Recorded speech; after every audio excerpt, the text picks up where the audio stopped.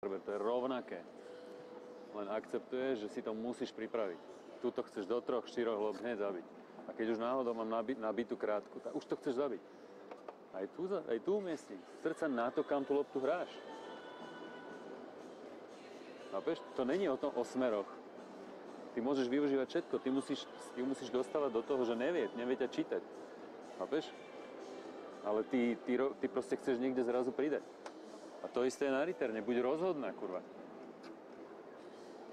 Buď sa rozhodnem ísť do toho returnu, alebo nie.